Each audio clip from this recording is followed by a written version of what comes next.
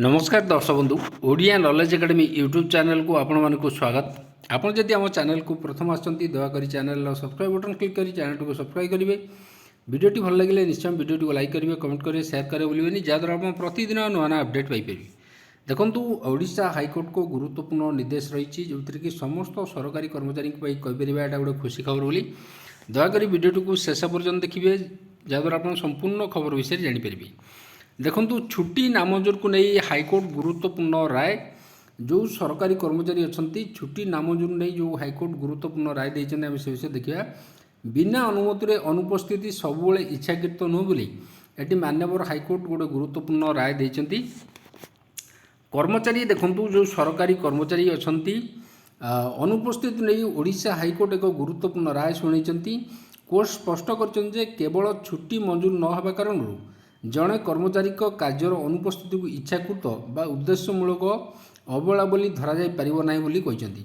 एही आधार justice Krishna S Dixit एवं justice Chittaranjan Das को नहीं गठित खंडपीठ जड़े पूर्वतन रेल कर्मचारी दिया बाध्यात्मूलक अवसर दंडादेश को रद्द करिसेंती। एसहित केंद्रीय प्रशासनिक न्यायाधिकरण को 2021 अक्टोबर 29 निष्पत्ति को हाइकोर्ट खारज कर देइसेंती। एडी मान्यवर हाइकोर्ट कहते मामला विवरण प्रकाश जे आवेदनकारी जयप्रकाश मिश्र जयचंद्र मिश्र 1948 मसीह दक्षिण पूर्व रेलवे आसिस्टांट स्टेशन मास्टर भाव जोगदे पर डेप्यूटी स्टेशन सुपरिटेडेंट भाव पदोन्नति पाई।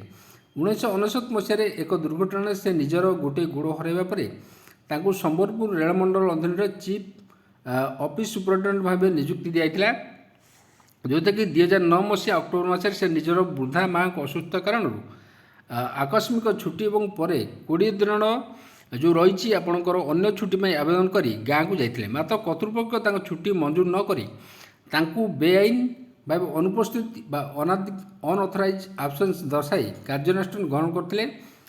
मात्र 22.5 दिन अनुष्पत्ति प्रथम चाकरी बहिष्कार कराया एवं परवर्ती समय बदलाई बाध्यात्मूलक अवसर दिया। यह विरुद्ध से क्याट द्वारस्थ होते आवेदन खारज होता। यही आदेश को विरोध कर जयचंद्र हाइकोर्ट में मामला दायर करते। तो मामलार विचार कर अदालत निज राय उल्लेख कर जदि कौन कर्मचारी असुस्थ दुर्घटना परिवार जरूरी परिस्थिति जो कार्य जोगदे पारना तेबे ताकू इच्छाकृत अवहेला कहुना।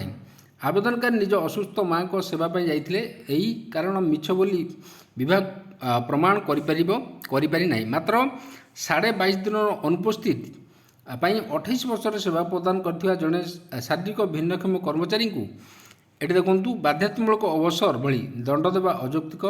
या मध्य आवेदनकारी अवसर बयस सीमा पार कर सारी हाइकोर्ट रेलवे कर्तृपक्ष निर्देश देते जे आवेदनकारी को बाध्यात्मूलक अवसर दिया दिन ठार स्वाभाविक अवसर बयस सीमा पर्यंत जो रही समय प्रतिस्पर्धी बैक वेजेस बा पिछला वेजेस जो रही 50% दवा एसहित स्वाभाविक भाव अवसर नहीं कर्मचारी दर्शाई तदनुसार समस्त पेंशन ग्राच्युटी अन्य अवसरकालीन सुविधा आगामी 60 दिन मध्य हिसाब कर मंजूर कर देवाक निर्देश देते। तो यहाँ गोटे गुरुत्वपूर्ण राय थिला आमे देखिले एटी सरकारी कर्मचारी तो ये खबर जब आपको भल लगे दयाकर निश्चय चैनल को सब्सक्राइब करेंगे, वीडियो को लाइक करेंगे, कमेंट करेंगे, शेयर करेंगे भूलें। धन्यवाद।